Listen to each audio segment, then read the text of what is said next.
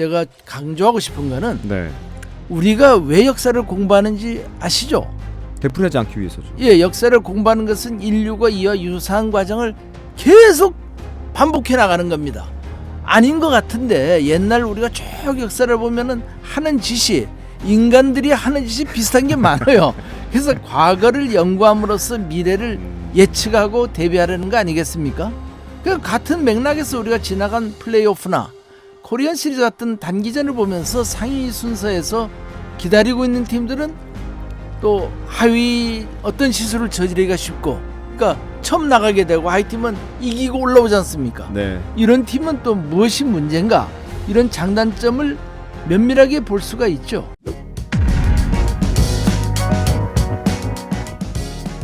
자, 다음은 코리안 시리즈 얘기로 넘어갑니다. 네. 13일 월요일에 이 코리안 시리즈가 LG 트윈스의 승리로 막을 내렸습니다. 뭐 여러 추측들이 있었는데 단장님께서는 NC 다이노스가 KT 위즈를 꺾고 LG 트윈스와 이 자웅을 겨룰 거다라고 예상하셨는데 네. KT가 올라가서 LG와 겨뤘거든요. 네. 이 예상이 조금 벗어났어요. 그렇죠. 네.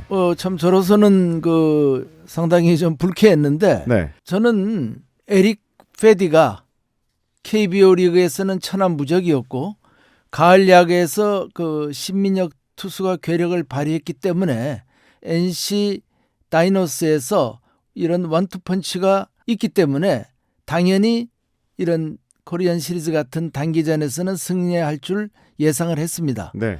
그런데 갑자기 에릭 페디가 신체 컨디션이 나쁘다는 이유로 1차전, 4차전에서 등판을 거부했기 때문에 NC는 체력적으로 힘이 빠진 데다가 최고 에이스 투수의 예상치 못한 등판 거부로 팀 사기가 소침해지며 KT의 무릎을 꿇게 되었고, 결과적으로 이제 저희 예상이 틀리게 되었습니다. 1차전에서 가볍게 잘 던졌던 페디 투수가 갑자기 부상을 이유로 등판을 거부할 것까지는 저도 미처 예측을 하지 못했습니다. 이런 변수가 항상 많아요. 그렇죠. 야구에는. 그러니까 이게 지금 몸이 안 좋아서 그랬다는 말도 있고, 네. 메이저리그로 다시 복귀할 경우를 대비해서 만에 일이라도 무리한 투구를 해가지고 몸에 더 문제가 생길 것을 미연에 방지하기 위해서 몸을 사렸다는 그런 추측도 있습니다. 맞아요. 어느 네. 게 맞는지는 저도 모르겠습니다. 네. 근데 1차전에 나왔기 때문에 저는 4차전도 나올 줄 알았거든요. 근데 갑자기 마음이 변했는지 아니면은 소속 에이전트에서 그렇게 시켰는지 모르지만은 갑자기 거부하는 바람에 이런 상황이 됐는데요. 만일 NC 다이노스가 KT를 꺾고 LG 트윈스와 승부를 겨루었다면 페넌트 레이스에서는 10승 6패로 LG에게 우세했던 NC가 그렇죠. 저희 예상대로 우승했을지도 모릅니다. 네, 이 외국인 투수 한 명의 변수가 그렇죠. 전체 판을 흔들었습니다. 맞습니다. 자, 이번 코리안 시리즈를 보시면서 느낀 점이 많으셨을 것 같은데 야구 직설이니까 이 네. 단장님의 시선으로 한번 풀어주시죠. 어떠셨습니까? 제가 볼 때는 사실 물론 시합 자체는 매우 아기자기하고 역전, 재역전, 재재역전 이런 게 아주 흥미진진한 게 많았습니다. 네. 재미는 있었는데 막상 내용을 뚫어보면은 에러도 많았고 좀 그렇게 고급 야구는 아니었던 것 같아요. 재미 자체는 있었어요. 네. 근데 이제 저도 야구단에 들어가 보니까 밖에서 볼 때는 굉장히 이제 샤프하게 이렇게 상황을 보지 않습니까? 근데 아무래도 집단 안에 들어가 있으면은 그런 날카로움이 많이 좀 이렇게 무뎌지는 느낌입니다. 안에서 볼 때? 안에서 볼 때는요. 그래요? 예, 그래서 혹시 증권 투자 같은 거 좀 하셨습니까? 아니요, 주식 아니요, 투자? 아니요. 그러니까 주식 투자도 마찬가지입니다. 우리가 주식 투자를 안 하고 밖에서 보면 네. 굉장히 쉬워요. 어떻게 갈 거라는 게 눈에 환히 흐름이 보입니다. 보이는군요. 보이죠. 근데 자기가 주식을 사가지고 장 안에 들어가면 휩쓸립니다. 그러니까 무조건 그냥 뭐라고 해야 되나, 올라갈 때는 무조건 살 것처럼 내일이 없는 사람처럼 사게 되고 좀 떨어지면 무조건 막 던지는 이런 현상이 나오거든요. 네. 그러니까 이게 집단 최면 효과 같아요. 야구도 비슷합니까? 야구도 비슷해요. 제 느낌에는. 그러니까 덕아웃에 있으면은 전부 다 집단 최면에 걸리는 것 같아요. 그렇게 보셨어요? 예, 저는 그렇게 보입니다. 그러니까 덕아웃 밖에서 보면은 저처럼 냉정하게 잘 보여요, 야구가. 저 감독 왜 저러나 할 정도로 보이는데 네. 그 안에 선수들하고 함께 있으면은 뭐라고 하나요? 선수들하고 어떤 일심동체 뭐 이런 느낌이 돼서 그런지 몰라도 그런 선수간과의 어떤 끈끈한 의리 이런 것 때문에 그 냉정하게 뭐 판단을 못하는 느낌이 들거든요. 가장 눈에 거슬린 것은 두 팀 네. 감독 모두 코리안 시리즈 하는 기간 동안에 성적이 시원찮은 특정 선수들에게 거의 병적으로 집착하는 편견과 아집이 있었다는 겁니다. 이게 단장님께서 지적하셨던 신뢰 야구잖아요. 그렇죠. 그저 누차 강조를 하는데 네. 우리나라 야구인들은 그걸 벗어나는 감독들이 별로 없어요. 그래서 NC 다이노스의 강인권 감독도 그 작년에 후반기 들어갈수록 상당히 그 용병술이 뛰어난다는 걸 느꼈는데 네. 가을 야구에서 좋은 면을 많이 보여줬습니다. 근데 등판 때마다 그 아슬아슬하고 그 항상 위기일발로 불안했던 마무리 이용찬 투수가 이 가을 야구에 와가지고는 좀 힘이 많이 빠졌거든요. 그런데도 무모할 마무리를 계속 이용찬에게 맡겼습니다. 다행히 그냥 운이 좋아가지고 서커스 하듯이 잘 넘어갔지만은 사실은 그 위험한 용병술이었거든요. 그런데 이제 LG의 경우 언뜻 그 이름값, 네임 밸류나 구위만 놓고 보면 고우석 투수의 공이 좋아 보이는지 모르죠.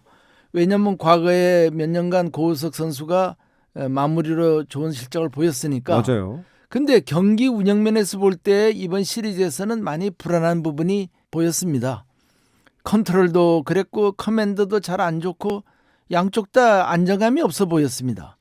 고우석은 어쨌든 한국 프로 대표팀의 마무리인데 네. 이 2023년도에는 매번 그 페넌트레이스에서 등판할 때마다 뭔가 불안불안하게 보였습니다. 이게 한국 야구의 현재 약해진 위상을 단면적으로 보여주는 게 아닌가 싶어요. 각 팀마다 제대로 안심하고 구회를 볼 만한 건실한 마무리 투수들을 보기가 매우 힘든 시대입니다. 옛날에 그 해태 타이거즈의 선동열 선수라든지 또 전성기의 삼성의 오승환 선수라든지 이런 선수들은 마무리로 등판하는 순간 상대방 덕아웃이 그냥 정적으로 휩싸였거든요. 왜냐면 거의 언터처블이었으니까 치지를 못했어요. 그냥요. 맞아요. 근데 요즘 그런 마무리 보셨습니까? 쉽지 나오면은 않죠. 전부 그냥 나오자마자 안타부터 하나 맞고 시작하지 않습니까? 아슬아슬하게. 그래서 고우석 투수의 경우 그런 현상은 올해의 페넌트레이스 때에도 많이 보였는데 코리안 시리즈 같은 이런 결정적인 시합에서도 변치 않아 보였습니다. 그런데도 우스운 거는 염경엽 LG 감독은 1차전에서 고우석을 내보내서 6번 배정대 선수에게 베이스 온 볼즈를 주고 7번 문상철 선수에게 레프트 펜스와 관중석 경계에 떨어지는 거의 뭐 홈런성 2루타를 맞고 1차전을 패배하게 만들었습니다. 또 3차전에서도 고우석은 5대4로 앞선 8회에 나와 박병호 선수에게 투런 홈런을 맞는 등 3점을 헌납하며 LG를 5대4에서 5대7로 역전당하게 만들었습니다. 9회 초 공격에서 이제 이번 그 코리안 시리즈의 MVP인 오지환의 극적인 3런 홈런으로 8대7로 다시 승기를 잡았습니다. 그러면 제가 감독 같으면은 네. 더 확실한 마무리를 올렸을 건데 뭐 지금 유영찬 선수나 이런 선수를 올렸다든지 지금 갑자기 유영찬 선수가 그 앞에 나왔는지 모르겠습니다만은 다시 고우석 투수를 다시 올렸습니다. 근데 또 흔들려가지고 이제 어쩔 수 없게 되니까 염경엽 감독은 이정용 투수를 올려서 이정용 투수는 선발 투수지 마무리는 아니었거든요. 던질 투수가 없으니까 이정용을 올려가지고 배정대 타자에게 고의 사고를 주면서까지 하여 1-3 만루 작전을 펼쳤죠. 네. 그런데 이제 KT의 김상수 타자가 조금 이때는 이제 우선 상대적으로 심리적으로 투수가 몰리고 있거든요. 원아웃에 말르면은 투수가 훨씬 몰리죠. 몰립니다. 중학교에 몰리면은 네. 그 KT에 물론 뭐 이강철 감독이 그런 소리를 했는지 안 했는지 모르지만은 김상수 보고 너무 급하게 나서지 말아라. 좀 이렇게 끝까지 끌으라 하면은 제풀에 그냥 그 4구 베이스 온 볼즈로 내보낼 수도 있는 상황이었는데 김상수 타자가 뭐 자기가 좋아하는 공이 왔는지 하여튼 성급하게 배트를 휘둘러서 투사 땅볼로 병살타로 마무리시키면서 LG가 승리는 하였지만 이것도 운이 결정적으로 많이 따른 경기였지. 만일 그 김상수보다도 그 다음에 이제 황재균이가 있었지 않습니까? 황재균이에게 맡겼더라면 아마 한 2, 3점 더 나왔으면은 이 시합도 KT가 이길 수 있는 시합이었는데 네. 그래서 2승 1패가 돼가지고 코리안 시리즈 우승할 수도 있었던 내용이었는데 KT로서는 조금 안타까웠고 염경엽 감독으로서는 굉장히 행운이었습니다. 그래서 이번 시리즈에서 보면 고우석 투수는 투구 리듬과 밸런스가 오락가락 완전한 정상은 아니라서 등판할 때마다 정말 마무리라는 것이 민망할 정도로 정신없이 깨지면서 LG 팬들을 좌불안석하게 만들었습니다. 다행히 이제 마지막 시합인 5차전에서는 안타 한 개 맞지 않고 잘 막아서 체면을 세우기는 했지만 마무리로서의 불안정함은 고우석 투수가 확실하게 고쳐야 할 숙제가 아닌가 봅니다. 그렇군요. 예. 계속 이런 불안정한 마무리를 믿고 네. 요행수로 승리를 바라는 것은 냉철한 판단에 제갈공명의 야구지혜를 갖고 있다고 알려진 소위 영갈량 감독답지 않은 좀 우매하고 위험한 선수경이라고 보여집니다. 네. 제가 옛날에 그 염경엽 감독에게 좀 명감독이라고 생각했던 거는 이분이 이제 그 키움인가요? 거기서 감독할 때 그때는 참 깔끔하게 야구를 참 잘한 것 같은데 LG에 와서는 물론 뭐 자기는 선수들에게 그 두려움을 없애기 위해서 일부러 그렇게 했다지만은 지나친 작전을 많이 남발하고 또 시합을 사실은 많이 좀 망친 시합도 있었거든요. 그래서 이런 거는 조금 자제해야 되지 않겠나 이런 생각을 하고요. 더욱 경악스러웠던 것은 염 감독은 코리안 시리즈 1차전에서 고우석 투수로 인하여 패배를 하였는데도 불구하고 앞으로 남은 시합에서도 고우석을 끝까지 신뢰하고 마무리로 사용하겠다고 어떻게 보면 오기에 찬 확언을 했습니다. 저는 왜 오기에 찬 확언이냐면은 어떤 선수가 그 기간에 별로 컨디션이 안 좋으면 또 이렇게 생각을 바꿀 수도 있어야 됩니다. 지도자로서는. 근데 굳이 고우석을 쓰겠다. 이거는 오기가 아니겠습니까? 이런 발언과 특정 선수에 대한 납득할 수 없는 아집은 고칠 수 없는 KBO 리그 감독들의 공통적인 문제, 소위 제가 제일 싫어하는 실내의 야구에 집착하고 있는 것이라고 보여집니다. 실내 야구다. 실내의 야구의 패단이죠, 이런 게. 네. 다음에 이제 KT 위즈의 이강철 감독. 이분도 또 마찬가지로 또 이해할 수 없는 게 있었는데요. 근데 이제 명감독으로 뽑으신 분인데. 그렇죠. 네. 그러니까 2021년도에는 대단한 명감독이었는데 이제 해가 갈수록 조금씩 그게 둔해질 수도 있고 이번 시리즈에서만 또 조금 그럴 수 혼란이 있죠. 올 수도 있죠. 이강철 감독은 3번 앤서니 알포드, 또 4번 박병호 이 두 타자에게 지나치게 미련을 갖고 있는 것으로 보였습니다. 그렇군요. 시간 관계상 지나간 시합을 일일이 복귀하여 거론하지는 않겠습니다만은 찬스 때마다 두 선수의 부진은 시합을 관전하는 KT 팬들이 보기에도 참 민망하고 안쓰러웠을 겁니다. 알포드의 자신 없는 스윙, 또 박병호의 그 투구의 궤적과 선수가 던진 투수가 던진 투구의 궤적과 네. 확연히 차이가 나는 그 스윙 궤적을 보면 두 선수 모두 정상적인 컨디션이 아니고 좋은 타격을 하지 못하리라는 것을 느낄 수가 있습니다. 그런데도 이강철 감독은 무슨 고집인지 박병호를 계속 4번 자리에 두어 득점을 해야 할 때 못하고 시합 분위기를 KT 쪽으로 끌어와야 할 때 가져오지 못했습니다. KBO의 대표적인 명장 중에 한 명인 이강철 감독의 2023년 선수 운영은 네. 조금 전에 말씀드렸지만 2021년도 컴퓨터같이 정교하고 치밀했던 운영이 아닌 평범한 감독들의 수준을 보여 많이 실망했습니다. 그렇군요. 예, 믿었던 필승 개투조들인 철옹성인 손동현, 박영현 두 투수가 코리안 시리즈에서 별로 힘을 못 쓰고 갑자기 난타당하고 이제 마무리 김재윤 투수까지 다 이긴 시합을 홈런을 맞고 내주다 보니 아마 투수 교체의 귀재였던 이강철 감독도 좀 잠시 자신의 판단에 혼란이 오지 않았을까 생각을 합니다. 그리고 이번에 그 이강철 감독이 그 사이사이 한 번씩 말씀하시는 걸 보면 그 지나치게 그 선수들을 그 믿고 의존한다는 이런 뉘앙스가 많이 보였습니다. 감독이 좀 강하게 보여야 되는데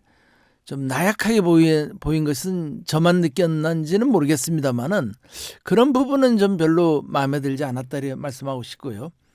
박병호를 하위 타선에 두던가 아니면 한두 게임 정도 스타팅 멤버에서 뺐다가 빼는 것도 선수단에 전하는 나름대로의 그 중요한 메시지가 있거든요. 있었을 텐데 끝끝내 4번에 두면서 박병호에 집착하는 이유, 이 또한 신뢰의 야구 패단이 아닐까 싶습니다. 박병호 선수는 5차전 마지막 시합 때에도 득점을 하고 분위기를 돌릴 계기가 될 찬스에서 2번이나 무력하게 삼진을 당하며 팀 분위기에 찬물을 끼얹었습니다. 여기에다가 에라도 2개나 하는 등 KT팀에 전혀 도움이 되지 않았고 오히려 피해를 입혔습니다. 알포드나 박병호 모두 일할 때 바닥에 가까운 믿기 어려운 저조한 타격을 하는 데에도 이강철 감독은 별반 조처를 취하지 않았습니다. 야, 여기도 실내 야구였네요. 그렇죠. 두 선수 모두 타석에서 자신감을 완전히 잃어보였습니다. 아, 이게 좀 아쉬웠어요. 그러니 그들 역시 공이 맞지 않는데 찬스가 자격이 오니까 심적으로 매우 괴로웠을 겁니다. 반대로 핀치히터로 등장하면 믿기 어려울 정도로 정말 잘 쳤던 KT의 그 김민혁 선수를 보면 타석에 등장할 때부터 이미 상대 투수를 압도하는 자신감이 뿜어져 나옴을 느낄 수가 있었습니다. 아우라가 있어요, 보면요. 그리고 상대 투수의 공이 어떤 공이 오겠다는 걸 완전히 읽고 때리는 것 같은 정도로 컨디션이 좋았습니다. 감독은 타자들의 이런 변화를 잘 읽어내요. 그렇죠. 하고, 능력이죠, 이것도. 예, 이런 김민혁 선수를 좀 더 자주 활용했으면 좋지 않았나 이런 생각을 합니다. 그러니까 염경엽 감독이나 이강철 감독 모두 KBO 최고 감독들인데 그들의 용병수를 보며 많은 아쉬움을 느꼈고 승리를 위하여 기존관념을 버리고 좀 더 유연한 자세를 가졌으면 어땠을까 생각을 해보았습니다. 그렇네요. 세월이 지나면서 감독들이 선수 운영술에도 이제 많은 변화가 있어야 하는데 아직까지 이런 구태의연한 용병수를 펼치는 것을 보면서 우리나라 한국 프로야구 감독들의 한계, 너무 오만한 표현인지 모르지만은 명장까지도 이런 데서 벗어나지 못하는 걸 보면서 저는 한국 프로야구 감독들의 한계를 느끼지 않을 수 없었습니다. 근데 그 단장님 페넌트 레이스 할 때랑 코리안 시리즈 할 때랑 이 감독으로서 접근하는 방법이 좀 다르지 않을까요? 다르죠. 단기전이니까. 단기전은 그날은 무조건 이겨야 됩니다. 그러기 위해서는 최선을 다해야죠. 그래서 이제 조금 더 내가 더 믿을 수 있는 선수, 그렇죠. 또 경력이 또 경험이 많은 선수를 기용하는 거 아닐까. 단장 입장에서. 감독 입장에서. 근데 안 될 사람은 안 되거든요. 예. 그러니까 그 기간에 저 선수는 안 되겠다 싶으면 미련을 버려야 되는데 자꾸 미련을 갖거든요. 맞아요. 그러니까 감독들은 1년간 페넌트 레이스를 하면서 덕아웃에서 그 선수의 잘할 때의 그 잔상이 그거 알고 있어야 되는 너무 머릿속에 들어있거든요. 이걸 버려야 됩니다. 단기전 들어갈 때는 원점에서 시작해야 돼요. 과거의 데이터를 어느 정도 지우고 들어가야 되거든요. 그래서 참고로 여기 이제 우리 국 아나운서님이 참고할 만한 말씀을 드리자면 지난 9월 20일 일본 퍼시픽 리그에서 3번 연속 리그 우승을 했던 오릭스 버팔로우즈의 나카지마 사토시 감독, 이 선수도 이제 포수 출신입니다. 이 감독님. 예, 29년간 선수 생활을 한 대단한 포수 출신인데 이분이 한 말 중에 제가 한 말과 똑같은 말이 있어서 저는 깜짝 놀랐습니다. 컨디션이 좋은 선수와 기대되는 선수를 자기는 시합에 썼고 그들이 자신의 가능성을 터뜨렸으며 그것이 곧 팀의 전력이 되었습니다. 그러니까 항상 컨디션이 제일 좋은 선수, 또 지금 저 선수는 뭔가 자기가 볼 때 기대가 확실하게 되는 선수, 이런 선수를 썼다는 거죠. 이름값에 연연하지 않고 가장 준비가 잘 되어 있는 선수, 또 이기고자 눈에 불을 켠 의욕을 가진 선수를 썼다는 말인데, 제가 감독의 용병술에서 여러 차례 항상 주장했던 그 네임밸류와 과거의 실적을 갖고 선수를 쓰지 말고 그날 그 시합에서 가장 잘할 수 있는 선수를 쓰라는 것과 일맥상통하는 말로서 실내의 야구가 능사가 아님을 강조할 때 썼습니다. 그 정말 역시 명장은 다르구나. 나카지마 사토시가 그렇게 3번이나 한 퍼시픽 리그에서 연속해서 우승할 때에는 이런 또 나름대로 다른 감독들이 못하는 부분이 있었구나 하는 걸 느꼈고요. 그런데 염경미역 감독이나 이강철 감독 모두가 이제 제 관점에서 보는 겁니다. 그분들은 또 저의 그 코멘트에 대해서 할 말이 많겠지만은 그런 그 과거의 구태의연한 이름에 의한 야구, 실내 야구를 맹목적으로 추종하는 것을 보고 저는 개탄을 금하지 않을 수가 없었습니다. 근데 이게 결과론적인 부분이어서 그러니까 그렇게 만약 기용을 했어. 예. 근데 마지막에 결정적인 순간에 예. 박병호 선수가 예, 홈런을 치거나 뭐 결승타를 쳤어요. 예. 그러면 또 영웅이 되지 않습니까? 그러니까 그런데 이제 우리나라 그 언론도 문제가 뭐냐면은 네. 그럼 그 선수가 예를 들어서 20타수 2안타까지 할 때는 별말 없다가 마지막에서 홈런 쳐서 한번 이긴 걸 갖고서 너무 미워하는 또 띄워준다. 경향이 있어요. 그러나 그 선수를 빼고 네. 처음부터 그 예를 들어서 김력같이 잘 치는 선수를 4번에 했다가? 넣어가지고 오. 1, 2, 3차전을 이겼으면은 손쉽게 4, 5차전에서 이길 수 있지 않았을까. 이렇게 또 생각할 수 있지 않습니까? 그러니까 그러니까요. 전부 당신은 그 결과를 놓고서 뒤에서 뒷북치는 그런 얘기는 누가 못하느냐. 이런 얘기를 할 수도 있는데 네. 그렇게만 자꾸 하면서 과거에 잘못된 거를 맞습니다. 바꾸지 못하면은 발전이 없는 거죠. 그러니까 한번 바꿔보라 이거예요. 실패하더라도. 그러니까 저 선수가 저 페넌트레이스에서는 뭐 한 6번 타자 정도 까미졌지만 네. 최근 들어서는 무지무지하게 잘 치면은 또 단기전이고. 그렇죠. 4번에 한번 넣어보자 이거죠. 물론 감독들 할 말이 있을 거예요. 아 4번 되면 중압감에 걸려가지고 잘 치던 그것도 이제 못 치게 된다. 이래서 자기는 뺐다. 뭐 할 말이야 많죠. 그렇죠. 그러나 우리가 발전하려면 자꾸 이렇게 시행착오를 겪으면서 여러 가지를 시도를 해봐야 뭐 발전을 하지.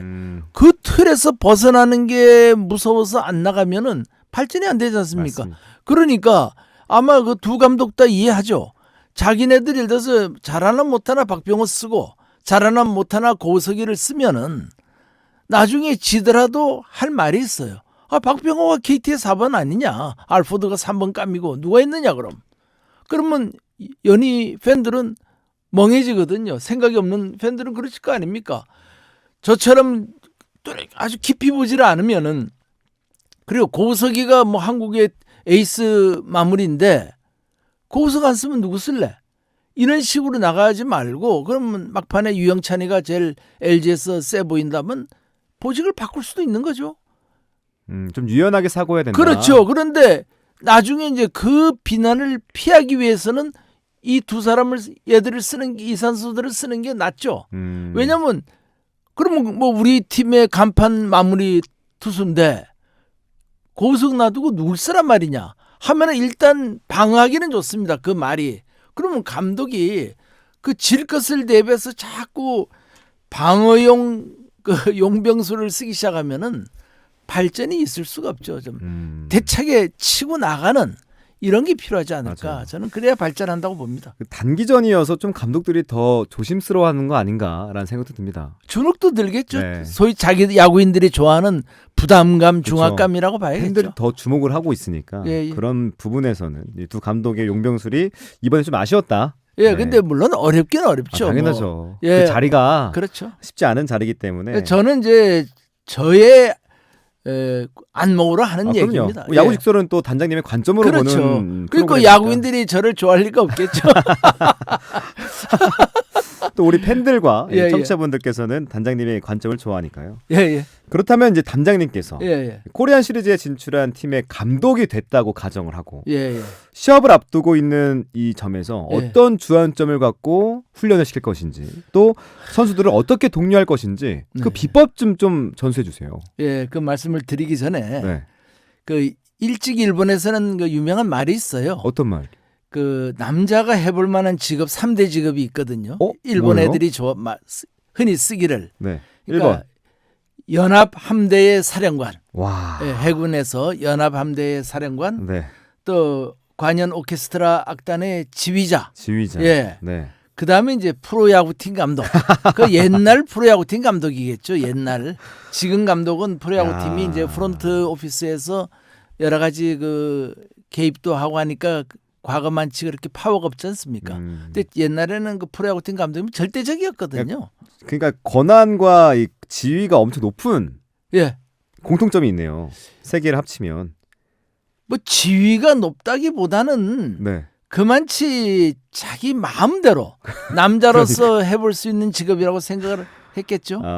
그래서 29년 만에 그 잠실구장에서 우승을 하고 네. 파한대소를 하는 염경엽 감독의 모습을 보니 그 순간 자기 자신이 노력하여 코리안 시리즈를 우승시키고 그에 걸맞는 스포트라이트를 받을 수 있는 그런 감독이라는 자리가 참 남자로서 멋있죠. 해볼 만한 직업이라고 네. 느꼈습니다. 물론 네. 뭐 스트레스 엄청 받죠. 1년 그렇죠. 내내.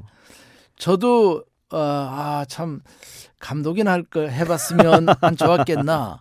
그러세요? 네? 그런 생각이 순간 들었어요.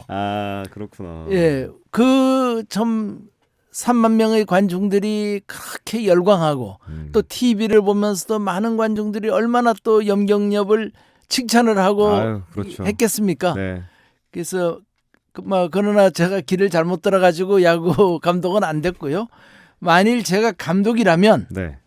저는 일단 지난 3년간 벌어졌던 코리안 시리즈를 1차전부터 마지막 시합까지 전 선수단과 함께 차분히 보면서 각 시합별로 승리의 요인과 패배의 요인을 모두가 각자 분석해가지고 토론을 한번 시켜보겠습니다. 그래서 이를 마음속에 새겨도록 해보겠습니다. 그러니까 코리안 시리즈 과거에 한 걸 보면서 이 시합에서 너는 왜 저 팀이 이겼다고 보느냐, 또 어디가 승부의 갈림길이라고 보았느냐, 그리고 뭘 하면 안 되겠다고 느꼈냐, 이런 거를 뭐 막연하게는 알고 있겠죠.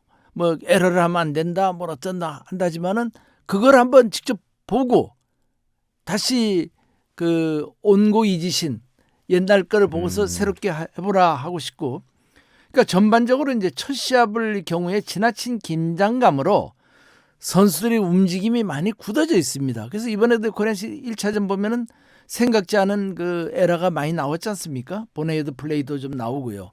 또 공을 던지는데 그 연계 플레이도 잘 안 됐고, 특히 1, 2회에는 이런 현상이 더욱 심합니다. 또 날씨가 추워지니까 아무래도 이제 글러브로서 공 잡는 것이 또 좀 매끄럽지가 못한 경우가 많았고요.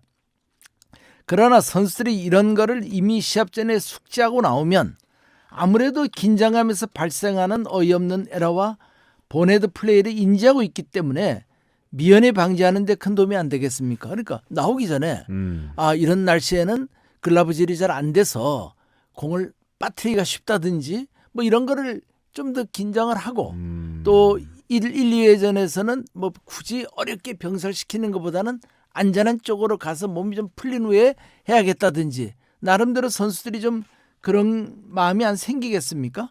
어떻게 생각하십니까, 국 아나운서님은? 그러니까 감독부터 예, 후보 선수까지 다 모여서 전체적인 대회의를 하는 거군요. 그렇죠.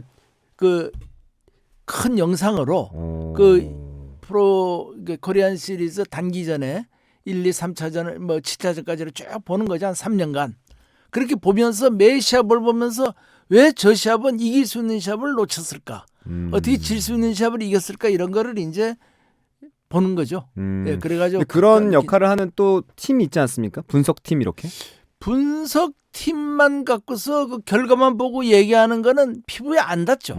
직접 당해봐야죠. 이제 자기가 보고 느껴야죠. 다 하나하나씩 이렇게 일일이 적어가면서. 아니면 중간에서 스크린을 스톱시키고 분석팀이나 감독이 자 봐라 여기서 이런 행동을 하기 때문에 이런 결과가 항상 나온다.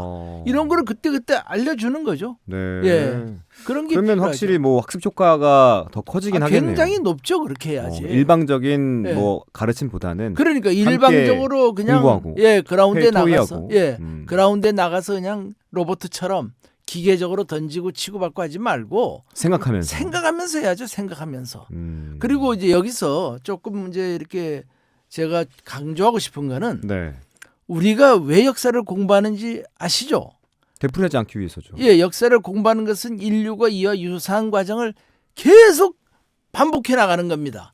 아닌 것 같은데 옛날 우리가 쭉 역사를 보면은 하는 짓이 인간들이 하는 짓이 비슷한 게 많아요. 그래서 과거를 연구함으로써 미래를 예측하고 대비하려는 거 아니겠습니까?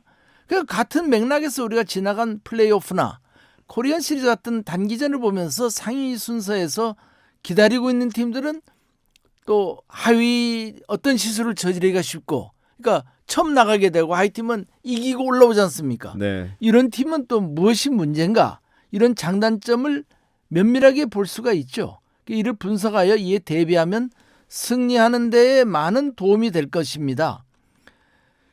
그리고 이제 우리나라에는 그런 게 없어요. 근데 이제 미국 팀에는 보면 예를 들어서 뭐 런 프로덕션 코치 이런 게 있어요. 그건 뭐냐면은 득점력을 올리는 코치. 어떻게 하면 득점력을 올릴 수 있느냐 이런 거를 코치해 주는 게 또 있어요. 그런 코치 직함이 있어요? 있어요. 오. 예. 그리고 어떻게 하면 실점을 줄이느냐. 네. 이것만 또 코치하는 코치가 있어요. 아, 진짜요? 예. 팀마다 다 있는 건 아니고 그 미국 메이저리그 팀을 쭉 보면 제가 이제 우리나라 팀에게 가장 롯데자이언츠에게 적합한 코칭 스텝을 하나 만들어 놨습니다. 컨텐츠를. 그래가지고 일본, 미국 팀을 쭉 연구하면서 프론트에는 뭐가 있고 어디에는 뭐가 있다 이런 걸 이제 쭉 봐왔거든요. 네네. 그러니까 그런 걸 하는 팀들이 또 있습니다. 하다못해 선수 사생활까지 그 뒷바라지 해주는 또 그런 부서도 있어요. 또. 그러니까 선수가 예를 들어서 이번에 배영빈처럼 나가서 그런 사고를 저지르면은 바로 그 사람에게 연락하면 그 사람이 그걸 해결해 줍니다. 예, 이런 게 있는데 이제 우리나라는 거기까지는 안 되죠. 그리고 그 다음으로는 이제 선수들이 그 마인드 컨트롤을 통해서 네. 들뜨지 않고 또 이렇게 너무 부담감 느끼지 않고 침착하게 실력을 충분히 발휘할 수 있도록 만들어 놓겠습니다. 지나치게 서둘면서 이제 병사를 노리려다가 에러가 나오고 결과적으로 원아웃도 잡지 못하고 대량 실점으로 연결되는 경우가 많이 있습니다. 따라서 플레이를 한 동작 한 동작 침착하게 하는 연습을 시켜 몸이 확실히 풀리는 1차전 3, 4회까지는 매우 조심스러운 수비 동작을 요구할 겁니다. 그리고 되풀이되는 말씀이지만 제일 중요한 게 이제 멘탈로서는 그 부담감, 중압감 이런 거를 거의 갖지 않도록 훈련시키고 1득점과 1실점의 그 중요함 그게 단순한 1점이 아니고 이것이 결과적으로 이제 그 승부에 영향을 준다는 그런 중요함을 항상 머릿속에 인지하고 네. 또 어설픈 주루 플레이가 바로 패배로 연결됨을 이거 엄청 커요. 큽니다. 네. 예, 예를 들어서 2루까지 가 있으면 노아웃에 2루 있으면 되는데 굳이 3루까지 뛰어가지고 아웃된다든지 이러면 그 얼마나 그 참 맥 빠집니다 순간. 팀 분위기에 찬물이 네. 끼얹는 거죠. 다음은 또 뭐가 있을까요? 예, 그리고 이제 셋째로는 페넌트레이스의 데이터를 참고는 해야 됩니다. 그러나 이런 단기전에서는 너무 그런 데이터에 의존할 이유가 없다는 것을 주지시키겠습니다. 무엇보다도 상대하는 팀의 감독의 머릿속에 들어가서 그가 펼칠 작전을 미리 예상하고 이에 대비하겠습니다. 그러니까 저 감독이라면 저 봐라. 저 감독은 항상 하는 플레이가 요럴 때 요런 행동으로 많이 나온다. 그러면 꼭 100%는 아니지만 그렇게 갈 가능성이 많으니까 너희들도 그걸 일단 머릿속에는 알고 있으라든지 이걸 얘기하는 거하고 물론 그 선수들도 나름대로 데이터를 보겠죠. 자기도. 그리고 저 투수는 뭐 투아웃에 러너가 말루일 때 초구를 뭘 잘 던지더라 이런 걸 연구하겠죠. 하지만은 또 감독이 다시 주지시키고 감독의 안목에서 더 세분화해서 얘기하는 거하고 다르지 않겠습니까? 그렇죠. 예, 그래서 이렇게 하고요. 그러니까 감독을 읽어야 돼요. 상대방 감독의 두뇌 속에 들어가야 됩니다. 아, 저 양반은 뛰어봤자 내 손바닥이다 할 정도로 그럼 공부를 엄청 해야겠네요. 해야죠. 그러니까 이 감독들은 상대방 감독보다 머리가 좋아야 됩니다. 제가 옛날에 그 김성근 감독이 잘한다는 게 김성근 감독이 로이스터 감독하고 시합하는 걸 보면 롯데가 SK에 거의 뭐 호구 노릇을 했거든요. 김성근 감독은 로이스터 감독을 그냥 손바닥에 놓고 갖고 놀고 있어요. 그랬어요. 그렇죠. 로이스터는 그걸 몰라요. 자기는 그냥 자기가 아는 걸로만 단기전 뭐 페넌트레이스 할 것 없이 그대로 가거든요. 근데 김성근 감독은 정말 얼마나 신출귀몰한 그 작전을 쓰면서 흔들지 않습니까? 자꾸. 그러니까 똑똑한 거죠. 로이스터 감독이 어떻게 작전을 내릴지 다 이미 알고 이미 선호수를 보고 있는 겁니다. 수를 쓰는 거예요. 예. 저 사람 정도의 머리에서는 이 정도 나온다. 와, 근데 이게 또 맞아 들여 다 맞죠. 예. 그러니까 감독이 이 심리적으로도 굉장히 뛰어나야 돼요. 그 상대방 감독을 읽으면은 거의 한 70%는 이기고 들어가죠. 예. 근데 우리나라 감독 중에 이렇게 명민한, 똑똑한 이런 감독이 있는지 그건 잘 모르겠습니다만은 저는 항상 그 한번 머릿속에 예상을 하거든요. 아, 저 감독이 무슨 행동을 하겠다. 비슷하게 맞거든요. 그러니까 항상 그는 연습도 해야 돼요. 그 상대방 감독의 다음 행동을 맞히는 연습을 그것도 평소에 좀 해야 됩니다. 감독이 되면은. 그래서 제가 감독하고 싶다는 겁니다. 감독하면 잘할 수 있는데 그런 비선수 출신이니까 우리나라의 정서상 아직까지는 절대 감독이 안 됩니다. 그래서 그런 걸 하면서 왜 저렇게 하나? 저 뻔히 보이는데 왜 못할까? 그래서 정 안 되면 벤치 코치라도 앉아가지고 감독에게 얘기하는데 감독이 그걸 또 이해를 못하면 안 되죠.